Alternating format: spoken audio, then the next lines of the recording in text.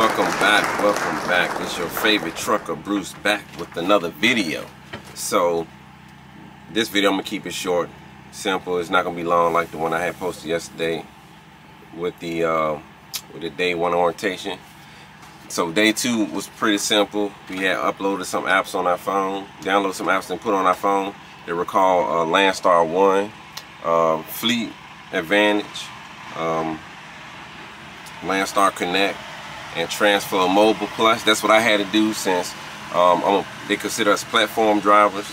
I'm not a van driver, so I didn't have to download Easy Placard because I don't plan on hauling the hazmat load. And the other one is DG Mobi.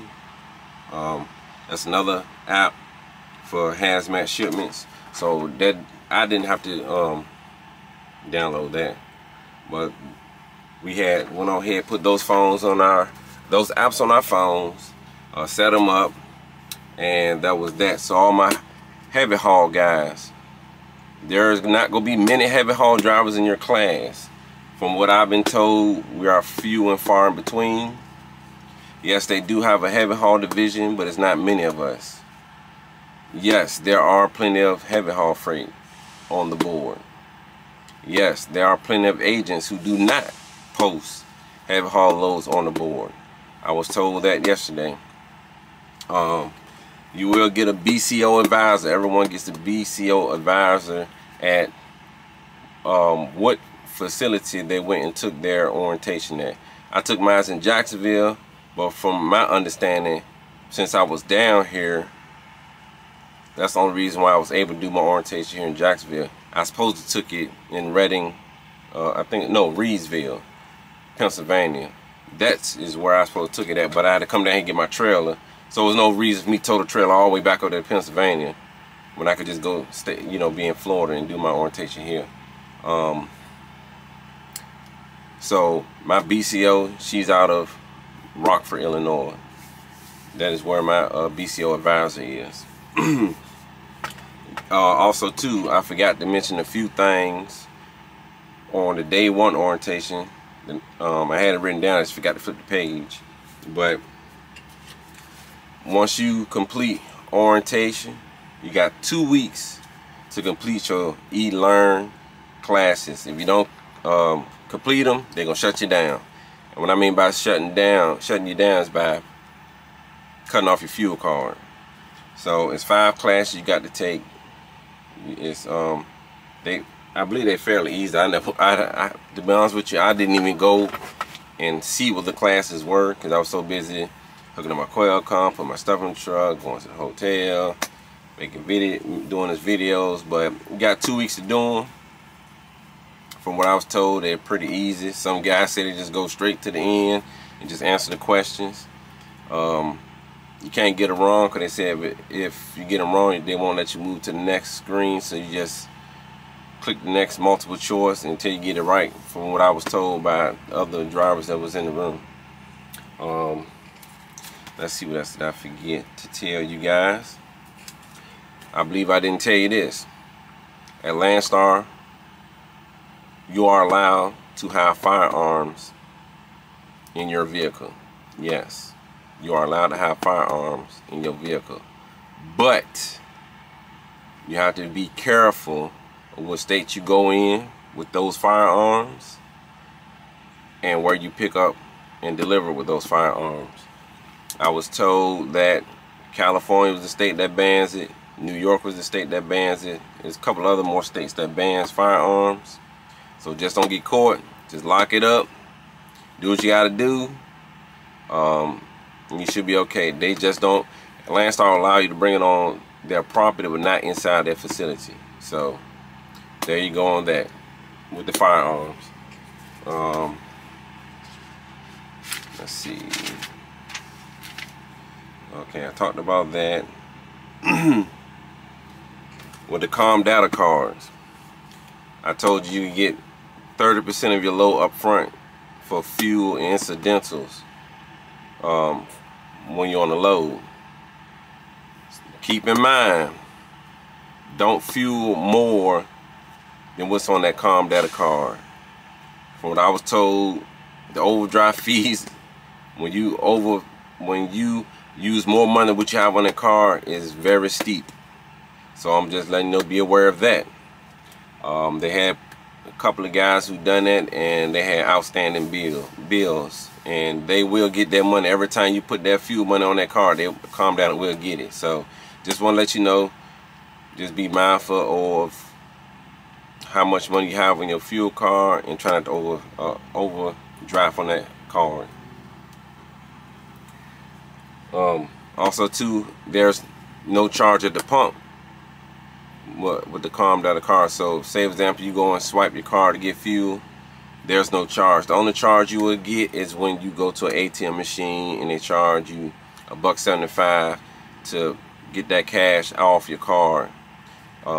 It's $1.75, so that's another thing.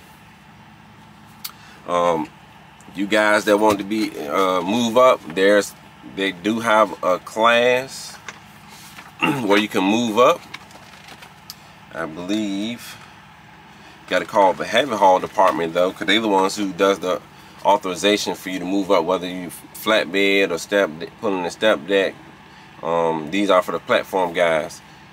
They have room for you to move up. So every time you haul, they have this. I'm gonna show you right here. I don't know, hoping you'll get a good picture of that, but this is what they have. And as I can see, it's only 5 levels for each one.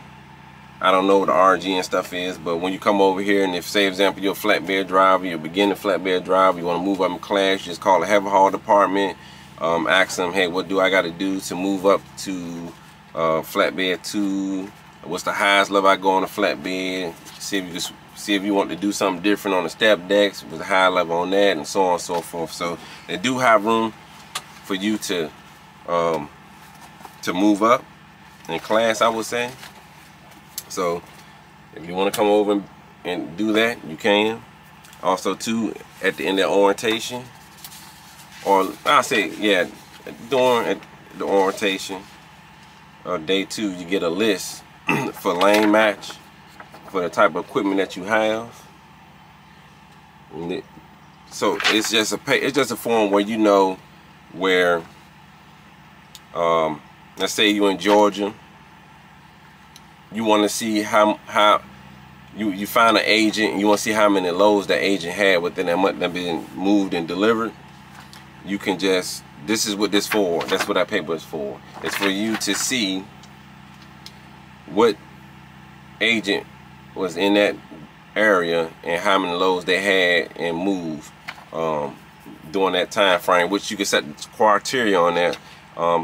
For her, she did us what November the 14th to December the 14th. So you get that, and also you get a list of recommended agents,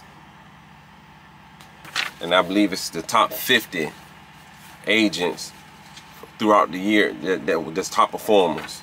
So they print out lists of that every year for those agents who's been performing and made the most revenue.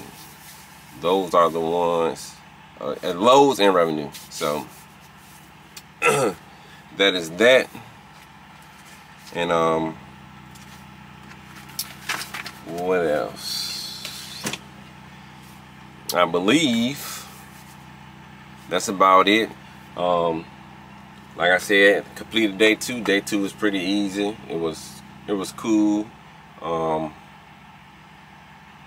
I gotta do, a couple of things I forgot. A couple of things. Insurance. Make sure before you leave your orientation facility, make sure your insurance is good. I called mine yesterday. Yesterday they said they was working on my insurance. I even informed them that, hey, my trailer has to have coverage too. And she said she was gonna let them know. Come to find out this morning, all I had was my truck insurance. I didn't have my trailer insurance, so I had to call them about that. Somehow they didn't get the form, so I had to fill out a form, got my trailer insurance. Another thing too, make sure before you leave, you have your you talk to the log department, get your username and password so you can use your e-logs. You don't want to be caught on the road using paper when you only use paper for 7 or 8 days. After that, you can't use paper no more. So to nip all that in the bud, just make sure before you leave you have your username, password. You pretty much got to call in I got an Omnitrax. I had to call in to the law department, give my serial number, and they got everything squared away from me. It took them a long time to give me my username and password. They emailed it to me. I called them probably about 8:30 this morning, and I didn't receive it till probably about 1:30. So keep that in mind.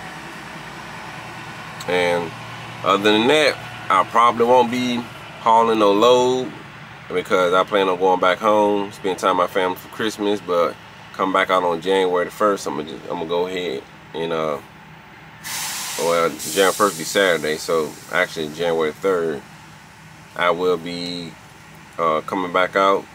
I post a video whatever load I get and stuff like that, and